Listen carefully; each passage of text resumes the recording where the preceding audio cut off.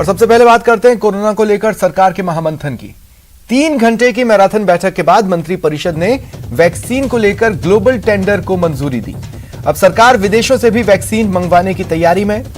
इसके अलावा सरकार ने एक और बड़े फैसले पर मुहर लगाई। नर्सिंग कर्मियों को सौगात देते हुए उनके पदनाम में बदलाव को हरी झंडी दी। नर्स ग्रेड 2 नर्सिंग ऑफिसर और nurse grade 1 senior nursing officer कहलाएंगे। बैठक के बाद परिवहन मंत्री खाचरियावास ने प्रेस कॉन्फ्रेंस कर जानकारी दी। साथ ही ऑक्सीजन को लेकर भेदभाव का आरोप लगाया और सुप्रीम कोर्ट जाने की बात कही।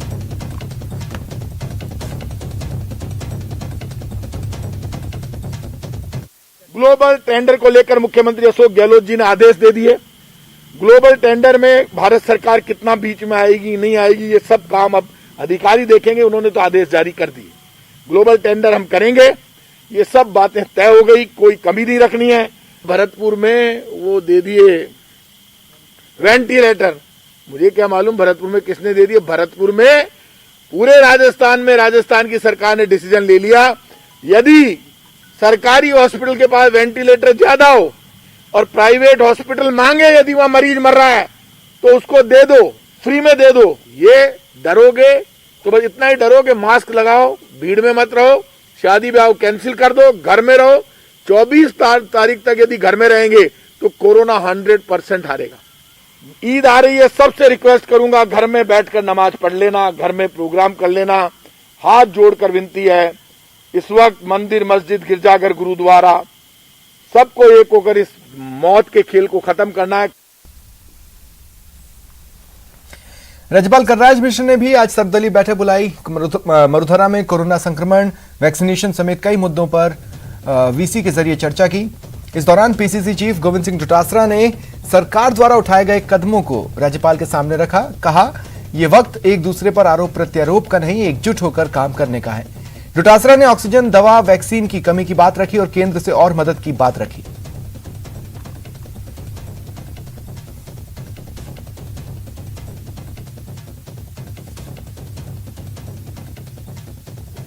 ज्यादा जिम्मेदारी होती है और लोग भी उससे ज्यादा अपेक्षा करते हैं। तो मैं सौभाग्यशाली हूं कि मेरी पार्टी कांग्रेस पार्टी की राजस्थान में सरकार है, मुख्यमंत्री अशोक गहलोत जी हैं। निश्चित रूप से हम सबका और ज्यादा बड़ा दायित्व बन जाता है कि हम कैसे प्रदेश के लोगों को इस संक्रमण से निकालें और कैसे व्यवस्थाएं करें। मैं ज्यादा लंबी चौड़ी बात नहीं करके केवल इतना निवेदन करना चाहता हूं कि सरकार जिस प्रकार से कार्य कर रही है 12 महीने से, पिछले कोरोना काल में भी और अब भी आप सबके सामने है।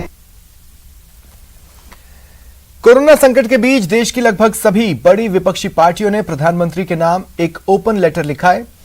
इसमें free vaccination, Central Vista programme को बंद कर उसका पैसा स्वास्थ्य सुविधाओं पर लगाने, बेरोजगारों के लिए 6,000 रुपए प्रति महीने देने जैसी 9 मांगे हैं। चलिए मांगों के बारे में बता देते हैं। जहां से भी संभव हो सके वैक्सीन खरीदी जाए, घरेलू बाजार से चाहे विदेश से। पूरे देश में तत्काल ही यूनिवर्सल वैक्सीनेशन प्रोग्राम चलाया जाए।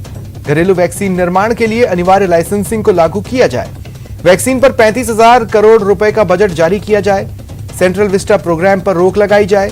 पीएम केयर जैसे फंड का उपयोग मेडिकल उपकरण खरीदने में हो। सभी बेरोजगारों के लिए 6,000 रुपए प्रति महीने दिए जाएं। सभी जरूरतमंदों को मुफ्त में अनाज दिया जाए। किसान कानून को वापस लिया जाए ताकि महामारी का शिकार हुए लाखों अन्नदाता देश के लोगों के खाने के लिए अनाज उगाने पर जोर दे सकें।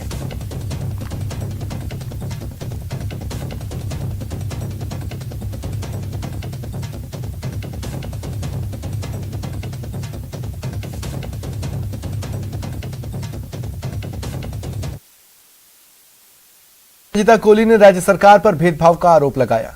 बीजेपी सांसद ने कहा, कोरोना काल में केंद्र से भेजी जा रही मदद जनता तक नहीं पहुंच रही।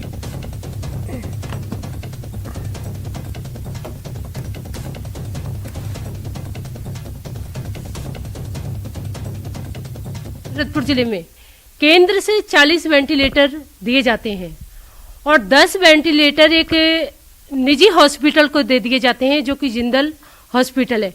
तो मेरा मानना है कि जब हम 1 साल से वेंटिलेटर पड़े हुए हैं और मेरे भरतपुर जिले में 8 विधानसभा होने के बाद भी अगर वो वेंटिलेटर 8 विधानसभाओं में अगर 2-2 दिए जाते थे तो आज मेरी जनता को कोई भरतपुर से बाहर जाना पड़ रहा है, आगरा, जयपुर, मथुरा, वैसे नहीं जाना पड़ता।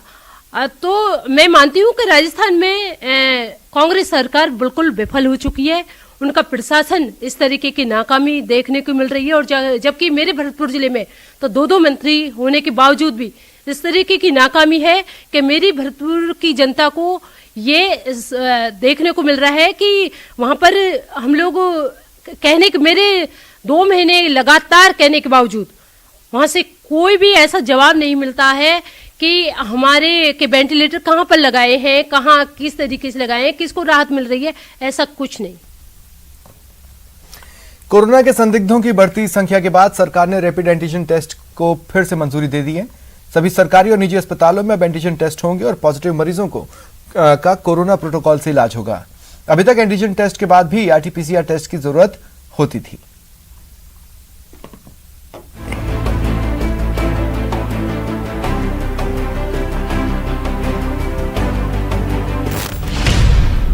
ग्रामीण इलाके में बढ़ा कोरोना का खतरा, रैपिड एंटीजन टेस्ट को फिर से मिली मंजूरी। एंटीजन टेस्ट से संदिग्ध मरीजों की होगी जांच। प्रदेश में कोरोना के कोहराम के बीच जब शहरों के साथ कोरोना ने गांव में भी दस्तक देनी शुरू की तो सरकार को मजबूरन अपने पुराने फैसले को पलटना पड़ा। बड़ी संख्या में कोरोना के संदिग्ध मरीजों की संख्या को देखते हुए प्रदेश में फिर से रैपिड एंटीजन टेस्ट को मंजूरी दी गई है। सभी जिला कलेक्टर, सीएमएचओ, पीएमओ और मेडिकल कॉलेज को ये निर्देश दिए गए हैं। ILI लक्षण वाले मरीजों की होगी रैपिड जांच।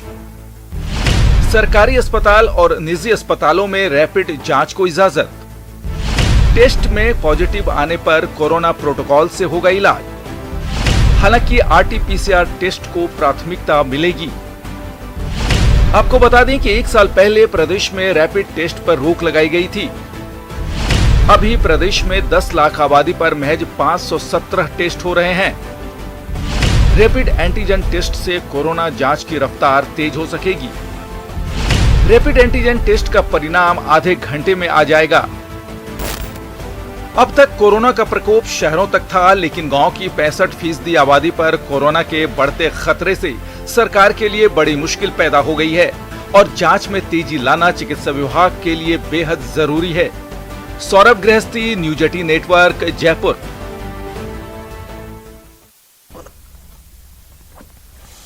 और बात कर लेते हैं कोरोना काल के वॉरियर्स की। संकट काल में अपनी सेवा भाव से मरीजों का दुख दर्द बांटने वाले नर्सिंग कर्मियों को आज प्रदेश के कई हिस्सों में सम्मानित किया गया।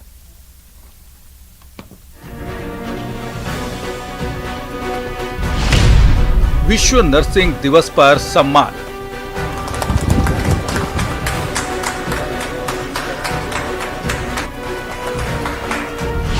कोरोना काल के वॉरियर्स। आज अंतर्राष्ट्रीय नर्सेस डे है और ये नर्सिंग कर्मी अपनी भूमिका निभाते हुए नजर आते हैं। इस कोरोना के काल में विराम लगाने की अनूठी पहल कर रहे हैं। कोरोना काल के ये वो सच्चे वॉरियर्स हैं जिनके कारण लोग इस खतरनाक महामारी को मात देकर घर लौट पा रहे हैं। पिछले 1 साल से ज्यादा का वक्त बीत गया। ऐसे ही वॉरियर्स की वजह से देश कोरोना के खिलाफ जंग में टिका हुआ है। विश्व नर्सिंग दिवस के मौके पर प्रदेश भर में कोरोना काल के इन कर्मवीरों को सम्मान दिया गया।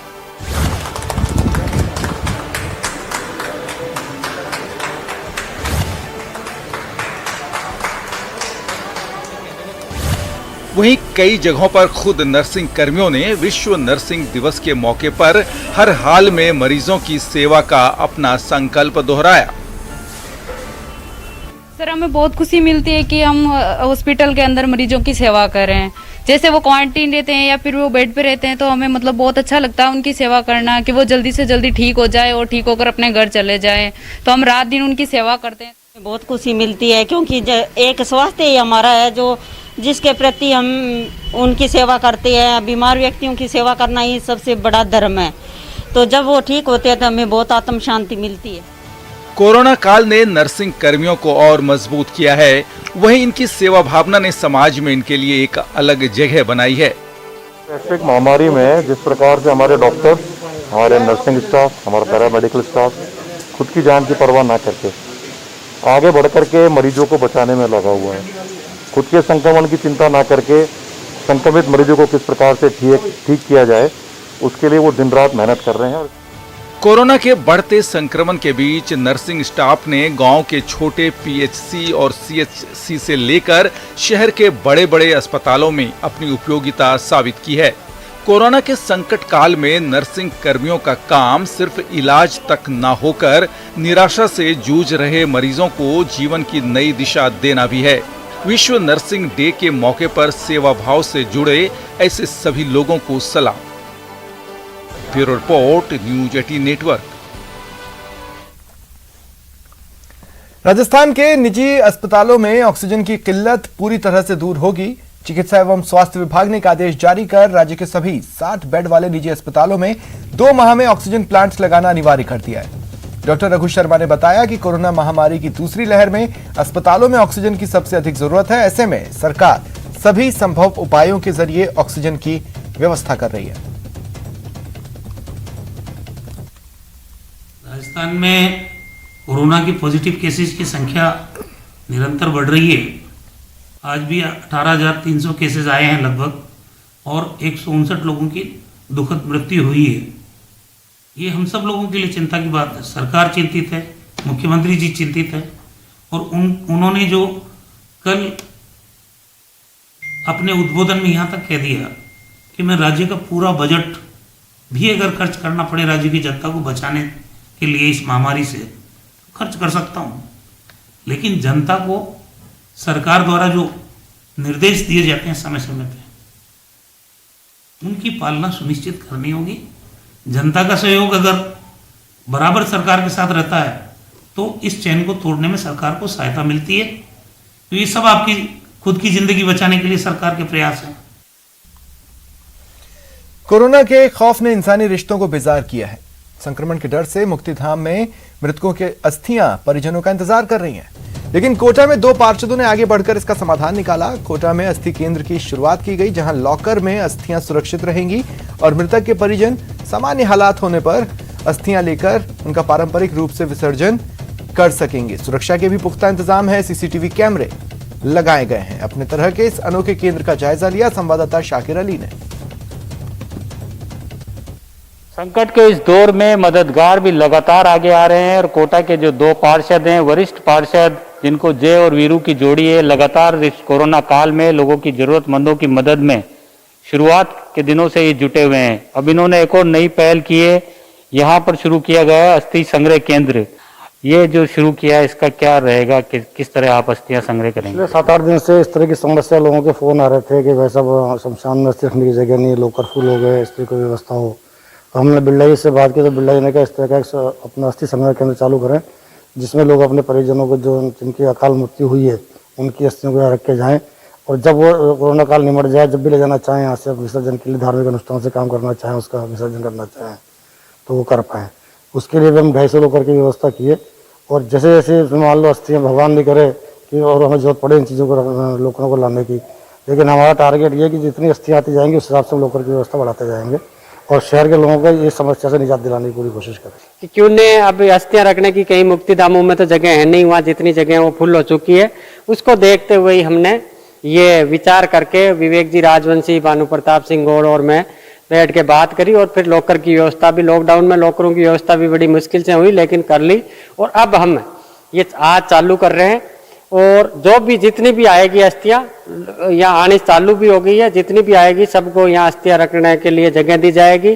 ये मदद जो है ज़्यादा लोगों को मिले और दिवंगत आत्माएं जो चली गई हैं, जो चले गए हैं, उनकी आत्मा को भी शांति मिले और इनका धार्मिक अनुष्ठान जो पूरी तरीके से जिस तरह से होता है उसी तरीके से हो सके, यही हमारी दुआ है। न्यूज़ 18 राजस्थान भी लगातार दिवंगतों की आत्माओं को प्रणाम करता है। हमारी भी संवेदनाएं जो है पूरी तरह से दिवंगतों के साथ है और ऐसे में इन दोनों पार्षदों की पहल वाकई सराहनीय प्रयास है। सहयोगी मुकेश के साथ शाकिर अली, न्यूज़ 18 कोटा। कोरोना संकट के बीच न्यूज़ 18 की पहल, रोजाना दोपहर 2 बजे देखिए कोरोना से बचाव, डॉक्टर के सुझाव। जिनको पहले से है कोई बीमारी, कोरोना से उनको है खतरा भारी। इलाज से बेहतर बचाव है, लेकिन बचाव की सही जानकारी का अभाव है।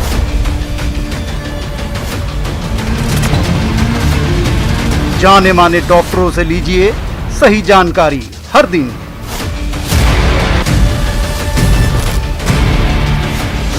कोरोना से बचाव, डॉक्टर के सुझाव।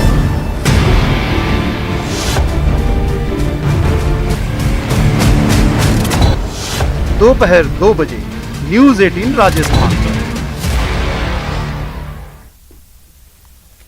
और रुकते हैं ब्रेक के लिए।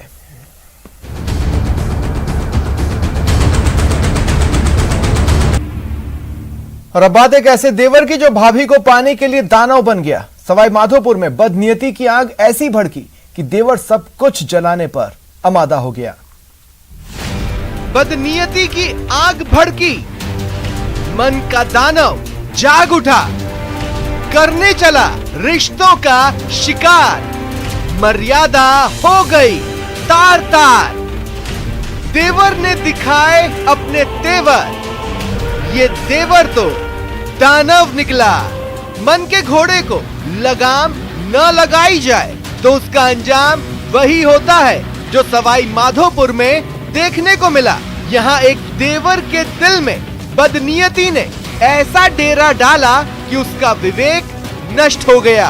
बदनीयती की आग में जल रहा देवर रिश्ते नाते भूल गया और सब कुछ जलाने पर आमादा हो गया। मामला सवाई माधोपुर के वजीरपुर कस्बे का है, जहां अपनी भाभी पर गलत नजर रखने वाले देवर ने पहले खुद को आग लगाई और फिर उस आग में ही भाभी को जलाने की कोशिश की। उसने पत्थर फेंका, पत्थर देखा तो मैंने। उसने बाद में फिर गेट में लात मारी थी। सास मेरी मंदिर से आ रही थी, गेट में लात तो क्या लात मारी थी, तो उसने पेट्रोल डाल के आया था। अच्छा। मेरे घर में आग लगाई थी खुद में। अच्छा, उसके ऊपर भी लगाई थी? हाँ, खुद के ऊपर आग लगाई थी। बाहर को बजी तो मुझे झट, मतलब मुझे ऐसे कोरी भर लिया। बाहों में ले लिया आपको? हाँ, अपनी बाहों में भर लिया मुझे, तो थोड़ा जल गई। फिर उन्होंने मेरे थोड़ी लात फटका दी थी, मेरे पैर में भी हुआ ऐसा। कि मैं तो उधर आई थी, नहा के नींद खत्म हो गया एक मठवाड़ा में, तो मैं तो आई थी और उसमें हाँ वो आ रहा था पैना से गली में, तो और निकल कर बाहर का चौक है ना, उसमें पेट्रोल डाल दिया और डालकर मेरे दरवाजा का धक्का दिया।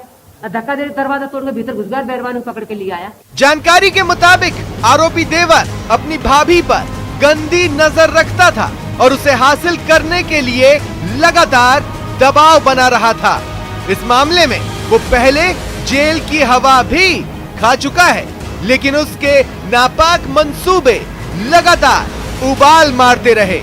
नतीजा, उसने आत्मघाती कदम उठा लिया और भाभी को भी मारने की कोशिश की। कई दिनों से धमकी दे रहा है, मारूंगा, मेरी नहीं हो सकती तो मारूंगा। तो इस मामले में आपने पहले पुलिस प्रशासन का पुलिस केस किया था मैंने, 2-2.5 साल पहले केस किया था उसको। आग लगाने केस हो रहा है, रेप केस चल रहा है उसका। अच्छा, उसी के ऊपर? हाँ, उसी के ऊपर जबरदस्ती करता है मेरे साथ। पुलिस ने उस पर एक्शन नहीं लिया गया? एक्शन नहीं लिया, इतना लेना चाहिए। 2-3 महीने रखा तो छोड़ दिया, 2.5 महीने जमानत तो छोड़ दी। गंभीर रूप से झुलसे दोनों लोगों को वजीरपुर के अस्पताल में भर्ती कराया गया, लेकिन देवर की हालत नाजुक थी, लिहाजा उसे गंगापुर सिटी रेफर करना पड़ा।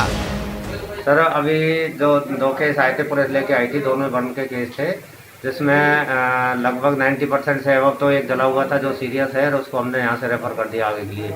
दूसरी एक औरत है जिसको लगभग 30 से 40% वो बर्न है, और उसका ट्रीटमेंट, प्राइवेट ट्रीटमेंट हमने दे दिया है, और अगर मान लो उसकी कंडीशन भी सीरियस हुई तो उसको भी हम आगे रेफर कर देंगे। फिलहाल पुलिस पूरे मामले की जांच में जुटी हुई है, लेकिन समय रहते महिला की शिकायतों को गंभीरता से लेते हुए पुलिस अगर कड़ी कार्रवाई करती तो देवर के नापाक मंसूबों पर लगाम लग सकती थी। न्यूज 18 राजस्थान के लिए सवाई माधोपुर से गिरिराज की रिपोर्ट। बात जालोर की, जहां नोसरा पुलिस ने नशे के खिलाफ बड़ी कार्रवाई की। अवैध डोडा पोस्ट तस्करी के खिलाफ बड़ी कार्रवाई। 6 क्विंटल 33 किलो अवैध डोडा पोस्ट जब्त हुआ। 2 लग्जरी गाड़ियां जब्त की गईं। वहीं आरोपी गाड़ियों को छोड़ फरार हो गए।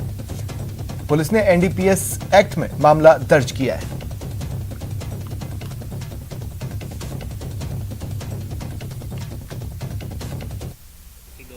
इतला मिली कि 2 गाड़ियां हैं वो तेज गति से इस तरफ आ रही है जिसमें मादक पदार्थ हो सकते हैं। इस पर नाकाबंदी के दौरान जब उनको रुकवाने का प्रयास किया तो वो नाकाबंदी तोड़ के और भागे। तो आगे दूसरी टीम के द्वारा क्लिपबोर्ड खींच के इन दोनों गाड़ियों को रुकवाने का प्रयास किया गया, लेकिन फिर भी नहीं रुकी। उसके बाद में जब इनका पीछा किया गया तो ये दोनों गाड़ियाँ लावारिस हालत में मिली। जालौर जिले की नौसरा पुलिस ने बड़ी कार्रवाई को अंजाम देते हुए 633 किलो अवैध डोडा पोस्त के साथ में एक स्कॉर्पियो व एक फॉर्च्यूनर गाड़ी को जब्त किया है। तो वहीं आरोपी मौके से फरार हो चुके हैं। पुलिस की नाकाबंदी तोड़ के फरार हो रहे इन तस्करों का पीछा करने पर लावारिस हालत में इन दोनों गाड़ियों को छोड़ करके जो आरोपी है वो फरार हो चुके हैं। फिलहाल डोडा पोस्त की कीमत 20 लाख रुपए से अधिक बताई जा रही है। पूरे प्रकरण को लेकर नौसरा पुलिस ने एनडीपीएस एक्ट के तहत प्रकरण दर्ज कर लिया है और पुलिस जांच में जुट चुकी है और जल्द ही आरोपियों की गिरफ्तारी के लिए पुलिस अलग अलग जगह पर तबीज देगी। श्याम बिश्नोई, न्यूज 18 राजस्थान, जालौर। फिलहाल इतना ही। नमस्कार।